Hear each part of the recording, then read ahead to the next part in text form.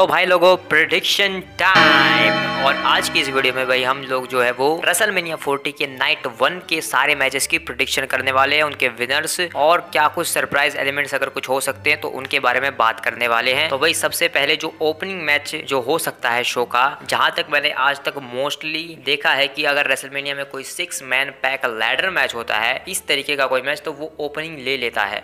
तो भाई काफी हद तक पॉसिबल है कि जो टैग टीम मैच है, 6 man pack tag team match है अनडिस्प्यूटेड टैग टीम चैंपियनशिप्स के लिए, वो ओपनिंग कर सकता है। लेकिन रिया रिप्ली और बेकी लिंच का मैच भी जो है ओपनिंग कर सकता है। तो भाई ओपनिंग मैच में ये दोनों में से कोई एक होने वाला है। तो सबसे पहले हम जो है बेकी लिंच वर्सेस रिया रिप्ली के मैच के बारे में बात कर लेते हैं। तो भाई अगर तुम ऑड्स की देखने जाओगे, अगर तुम ऑड्स की मानो तो भाई यहाँ पर सिंपली जो है क्लियरली फेवरेट है रिया रिप्ली इस मैच को जीतने के लिए, क्योंकि भाई वो काफी डोमिनेंट चैंपियन है और उनका हारना भाई ऐसा है कि जैसे भाई रोमन रेंस को तुम कभी एक्सपेक्ट नहीं कर सकती कि वो हार सकता है, तो रिया रिप्ली बिल्कुल वैसी ही है, वो भी नहीं हार सकती। लेकिन जिस तरीके की स्टोरी चली है तो भाई मुझे काफी हद तक लगा था कि बेकी लिंच जो है इस मैच को जीत सकती है, क्योंकि उनकी काफी अच्छी स्टोरी ये जो चल रही थी, ये राइवलरी काफी अच्छी चल रही है भाई, जिसमें बेकी लिंच को जो है थोड़ा सा अंडरडॉग दिखाया जा रहा है। जैसा कि वो लास्ट टाइम जब वो रॉयल रंबल जीती थी और एक ट्रिपल थ्रेट मैच करके वो रेसलमेनिया में मेन इवेंट की थी, उस टाइप की स्टोरी ये चल रही है, जहां पर वो अथॉरिटी के खिलाफ भी चली गई थी। और यहाँ पर भी हमें सिंपली पिछले रॉ के ऊपर वही चीजें देखने को मिली थी कि बेकी लिंच और अथॉरिटी के बीच भी जो है कहासुनी हुई है, जहाँ पर एडम पियर्स नहीं चाहते थे कि बेकी लिंच और रिया रिप्ली आपस में झगड़े, लेकिन वो झगड़ गई।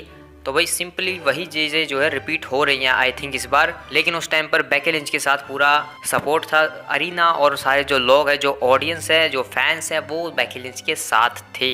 लेकिन भाई इस बार ऐसा बिल्कुल भी नहीं है। बेकी लिंच को जो ऑडियंस का सपोर्ट, जो फैंस का जो सपोर्ट मिलना चाहिए था, मुझे तो कहीं भी वो नज़र नहीं आता है।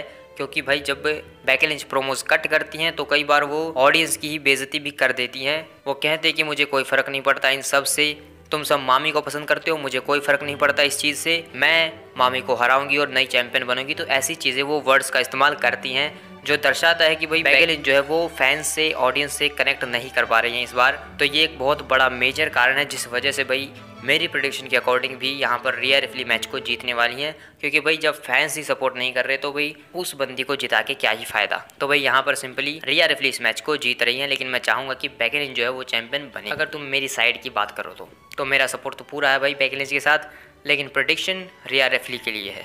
अब बात कर लेते हैं भाई 6 मैन पैक लैडर मैच की, जिसमें जजमेंट डे जो है यानी कि फिन बैलर और डेमियन प्रिस्ट अपनी tag team undisputed tag team championships को डिफेंड करने वाले हैं एक लैडर मैच में, जहां पर और 5 टीम्स भी होने वाली हैं। इसका मतलब भाई 12 बंदे इस मैच में इन्वॉल्व हैं एक लैडर मैच में, जहां पर हार्नेस पर टंगी हुई हैं भाई ऊपर 4 बेल्ट्स भाई, 4 बेल्ट्स भाई, ये कोई छोटी बात नहीं है, 4 बेल्ट्स टंगी हुई हैं भाई वहां पर।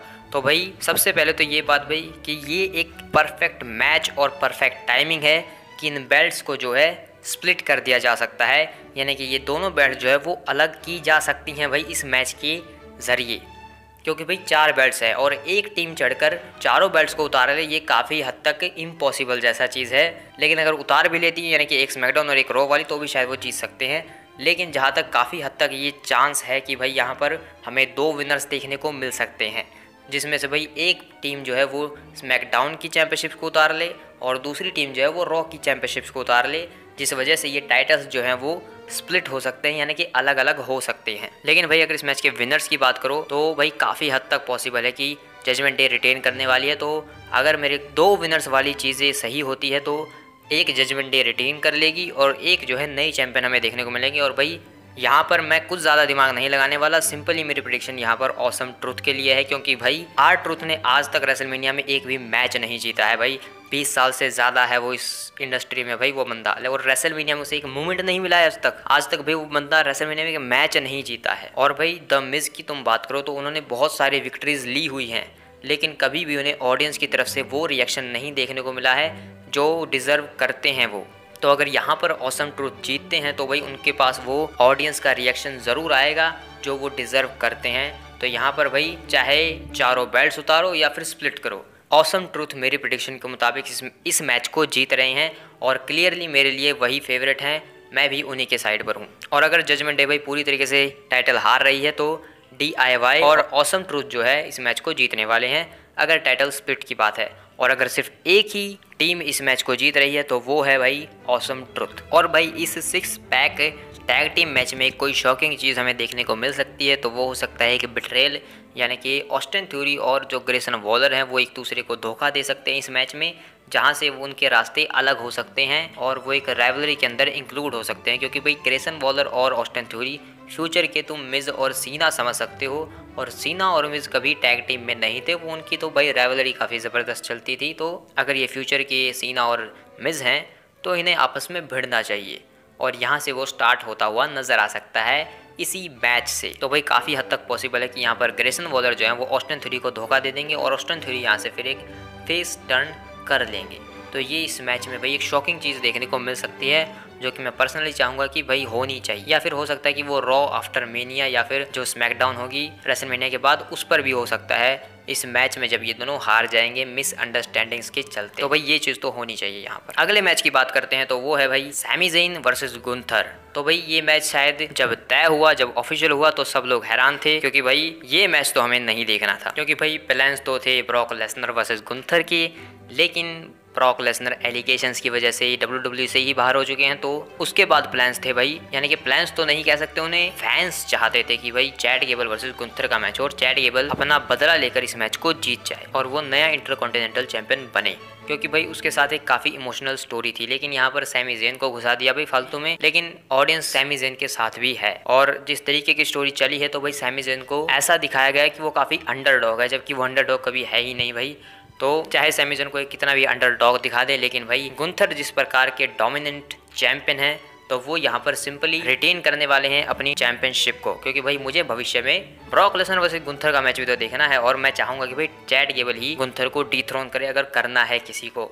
तो यहाँ पर मेरा सिंपली प्रेडिक्शन भाई गुंथर के लिए है, सैमी ज़ेन की धज्जियां उड़ने वाली है इस मैच में और कुछ नहीं। और भाई ये 15 साल में एक बार पता नहीं भाई ये क्या ट्रेडिशनल है WWE का कि वो भाइयों को आपस में लड़वाती हैं, और इस बार की रेसलमेनिया तो भाई बहुत अलग लेवल की होती अगर Jimmy Uso versus Jey Uso और रॉक वर्सेस रोमन का मैच होता, लेकिन वो प्लान्स नहीं हुए। रॉक वर्सेस रोमन का तुम सब जानते ही हो क्या हुआ था। तो ये रेसलमेनिया एक अलग लेवल पे जा सकती थी कि भाई यानी कि दो मैचेस हो रहे हैं जिसमें दो भाई आपस में लड़ रहे हैं, लेकिन कोई बात नहीं भाई। इस मैच की अगर तुम बात करो तो भाई ऐसा रिपोर्ट्स निकल के आई है कि जे वर्सेस जिमी का जो मैच है वो आगे एक ट्रायलॉजी में कन्वर्ट किया जा रहा है इसको, यानी कि ये आगे भी चलने वाली है, और भाई सेंस भी बनता है इस चीज़ का।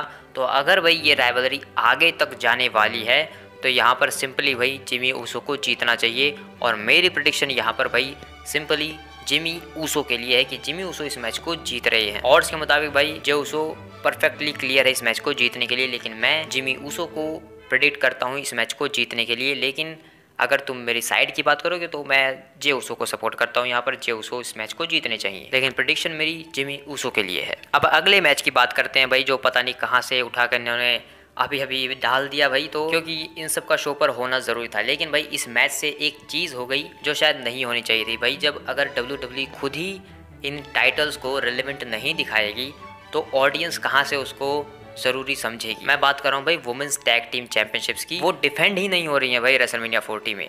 हो सकता है कि बिल्कुल भाई एंड मौके पर जो डिसीजन लिया जाता है भाई, अगर वहाँ पर ये लोग किक ऑफ शो में कहीं पर डाल देते हैं इस टैग टीम चैंपियनशिप के मैच को, तो भी भाई कुछ नहीं होने वाला।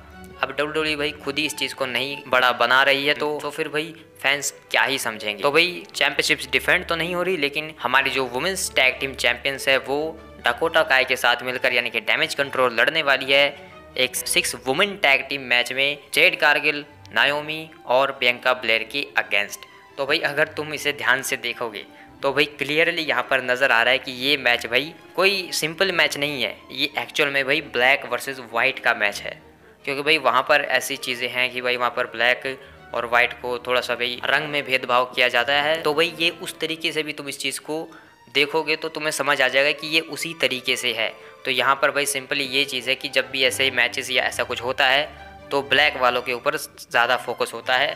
तो ब्लैक टीम जो है वो जीतने वाली है, यानी कि नायोमी, बियांका और जेड कारगिल इस मैच को जीतने वाली है, और क्लियर फेवरेट भी वही है इस मैच को जीतने के लिए। और जेड कारगिल का भाई पहला रेसलमेनिया मैच है, और उसको भाई उनको तो भाई पता नहीं कितना बड़ा WWE दिखा रही है। तो हाँ भाई जेड कारगिल अगर इस मैच में है तो वही जीतने वाली है, यानी कि फेस टीम भाई यहाँ पर विन करने वाली है मेरे अकॉर्डिंग ब्लैक टीम। अब अगले मैच की बात करते हैं भाई, जो कि है भाई इतिहास का सबसे greatest tag team match ever. नहीं, मैं रोमन रॉक वर्सेस कोडी सेथ की बात नहीं कर रहा हूँ, मैं बात कर रहा हूँ रे मिस्टीरियो और Dragon Lee versus Santos Escobar and Dominic Mysterio. यानी कि भाई एक बाप और भाई तीन बेटे, जिसमें से एक उसके साथ है और 2 उसके खिलाफ हैं, क्योंकि भाई स्टोरी तो ऐसी ही चल रही है। लेकिन भाई इस स्टोरी में भाई ये मैच भाई रे वर्सेस डॉम के बीच होना चाहिए था, मास्क वर्सेस हेयर वाला, लेकिन पता नहीं भाई उस चीज़ को कहाँ पे इन्होंने दफन कर दिया और अब ये एक टैग टीम मैच में कन्वर्ट हो चुका है। और भाई सब यही देखना चाहते हैं कि भाई रे मिस्टीरियो पिछली बार जीत चुके हैं पिछली रेसलमेनिया में डॉम को हराकर, लेकिन भाई अगर डोमिनिक को एक अच्छा पुश देना है तो यहाँ पर डोमिनिक को जितवाना ज़्यादा ज़रूरी है। और सैंतोस की जिस तरीके से स्टोरी चल रही है भाई लेगालो फैंटाज्मा वाली, वो भी इस मैच को जीतना चाहिए, क्योंकि अगर डोमिनेंस दिखाना है एक हील टीम को तो भाई ये मैच इन दोनों के लिए जीतना काफ़ी ज़रूरी है। और ड्रैगन ली का क्या है भाई, ड्रैगन ली तो वैसे ही नेक्स्ट रे मिस्टीरियो के नाम से नवाजे जा चुके हैं और भाई रे मिस्टीरियो और ड्रैगन ली आसानी से इस मैच को नहीं हारने वाले हैं। इस मैच की एंडिंग कुछ इस तरीके से हो सकती है कि भाई कार्लिटो आकर इस मैच में इंटरफेयर करेंगे और वो रे मिस्टीरियो के ऊपर टर्न करने वाले हैं, क्योंकि भाई पिछली स्मैकडाउन पर हमें देखने को मिला था कि भाई रे मिस्टीरियो ने जब इस मैच को ऑफिशियल किया था तो कार्लिटो बिल्कुल भी खुश नहीं थे कि ड्रैगन ली को उन्होंने अपना टैग टीम पार्टनर चुना है। वो चाहते थे कि कार्लिटो रे मिस्टीरियो के टैग टीम पार्टनर बने, उनके चेहरे की एक्सप्रेशन यही बयां कर रहे थे। तो यहाँ पर कार्लिटो हील टर्न करने वाले हैं भाई रे मिस्टीरियो के ऊपर, और भाई यहाँ से सैंतोस एस्कोबार भी सही साबित हो जाएगा कि कार्लिटो ही है जिसकी वजह से भाई LWO टूट गया है, भाई ये फैमिली बिखर चुकी है। तो भाई यहाँ पर सिंपली डोमिनिक मिस्टीरियो और सैंतोस एस्कोबार इस मैच को जीतने वाले हैं और मेन इवेंट। और भाई अगर तुम ऑड्स की मानो तो यहाँ पर रॉक और रोमन जो है वो क्लियर फेवरेट हैं इस मैच को जीतने के लिए, क्योंकि लोग चाहते हैं, ऑड्स चाहते हैं कि कोडी चैंपियन बने। लेकिन भाई रोमन रेंस जो है ऑड ब्रेकर हैं, जब ऑड्स उनकी साइड पर होते हैं तो वो हार जाते हैं, ऑड्स उनके खिलाफ होते हैं तो वो जीत जाते हैं। लेकिन आजकल भाई वो हारते ही नहीं है, और चाहे उनके खिलाफ हो या उनके साथ हो, तो उससे घंटा फर्क नहीं पड़ता भाई। और भाई जो बिल्ड हमें दिखाया गया है आज तक WWE में इस स्टोरी में, रोमन वर्सेस कोडी वाली स्टोरी में, तो वो रोमन वर्सेस कोडी का बुल्ड कभी था ही नहीं भाई। वो हमेशा से भाई इस टैग टीम मैच का ही बुल्ड था, क्योंकि हमेशा से भाई रॉक ने ही कोडी को धोया है बुरी तरीके से। और पिछली रॉक के ऊपर भाई रॉक और रोमन ने मिलकर जो है कोडी और सेथ को बेल्टों से बजाया था बुरी तरीके से। तो ये जो सारी चीज़ें हैं भाई, ये तुम नाइट 2 के लिए मत सोचो कि ये सब चीज़ उसके लिए बुल्ड की गई थी, नहीं भाई, वो इस टैग टीम मैच के लिए बुल्ड की गई है कि जहाँ पर सेथ रॉलिंस और कोडी रोड्स को इतना बेचारा दिखाया गया है कि ब्लड लाइन हमेशा आती है, उन्हें धोके चली जाती है, सारे प्लान्स को फेल कर देती है सेथ और कोडी के। तो वो जो यहाँ पर अंडरडॉग नज़र आते हैं स्टोरी के अंदर, कोडी और सेथ, वो सिर्फ इस मैच के लिए आते हैं। तो ये मत सोचो कि भाई कोडी रोड्स को बेचारा दिखाया जा रहा है रोमन रेंस के सामने, इसलिए वो मैच को जीतने वाले हैं और वो नए चैंपियन बनने वाले हैं। एक्चुअल में भाई वो सिर्फ इस मैच के लिए है, इस मैच के लिए ही कोडी और सेथ को इतना बेचारा दिखाया गया है। और इसका मतलब ये है कि यहाँ पर जो है सेथ रॉलिंस और कोडी रोड्स जो है इस मैच को जीतने वाले हैं। और मेरी प्रेडिक्शन के अकॉर्डिंग यही दोनों जो है इस मैच को जीतेंगे, और एक ब्लड लाइन रूल जो मैच होने वाला होगा अगली नाइट 2 पर, वो नहीं होगा। कोडी और सेथ इस मैच को जीतने वाले हैं और मैं चाहूँगा कि भाई सेथ रॉलिंस जो है वो रोमन रेंस को पिन करे इस मैच में। इससे भाई आगे के लिए स्टोरी बन जाएगी रोमन वर्सेस सेथ रॉलिंस की, जो आगे चलकर हमें राइवलरी देखने को मिलने वाली है, वो यहीं से जो है स्टार्ट हो जाएगी अच्छे तरीके से कि भाई सेथ रॉलिंस ने रोमन रेंस को पिन किया है तो उन्हें जो है चैंपियनशिप में मैच मिलना चाहिए रोमन रेंस के खिलाफ। तो आई थिंक मैंने इनडायरेक्टली तुम्हें बता दिया है कि नाइट 2 के ऊपर कौन विन करने वाला है। तो वही सिंपल सी बात है, कोडी वर्सेस रॉक अलग चलेगा, रोमन वर्सेस सेथ रॉलिंस अलग चलेगा, यही है प्रेडिक्शंस। और इस मैच की प्रेडिक्शन यही है कि भाई कोडी और सेथ इस मैच को जीतने वाले हैं, और इस मैच में भाई पता नहीं क्या क्या होने वाला है, तो वो सब तो देख कर ही पता चलेगा कि क्या क्या होने वाला है।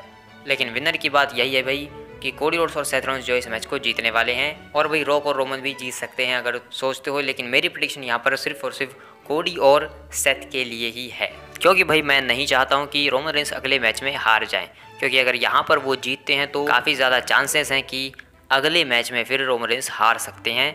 तो इसलिए भाई मैं यहाँ पर कोडी और सेथ को प्रेडिक्ट कर रहा हूँ, इसमें मेरा खुद का लालच है।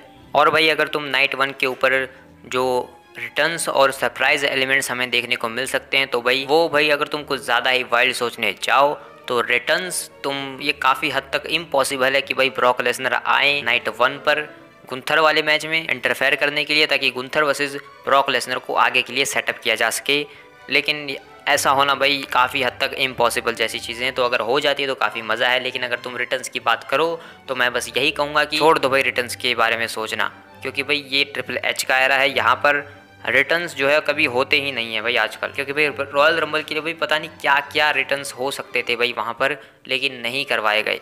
लेकिन अगर फिर भी तुम रिटर्न्स की अगर बात करो तो यहाँ पर भाई Hulk Hogan, stone cold Steve Austin, Undertaker, यानी कि जो भाई लेजेंड्स होते हैं वो यहाँ पर नज़र आ सकते हैं। स्टिंग वगैरह भी नज़र आ सकते हैं, क्योंकि भाई रेसलमेनिया है और यहाँ पर चीज़ें सेलिब्रेट की जाती हैं। और जो कंपनी और जो इंडस्ट्री है एक्चुअली में भी जो पूरी रेसलिंग इंडस्ट्री है वो ही यहाँ पर इन्वॉल्व होती है। तो भाई अगर तुम्हें वहाँ पर AEW के सुपरस्टार्स भी नज़र आ जाएं तो ज़्यादा हैरान होने की बात नहीं है।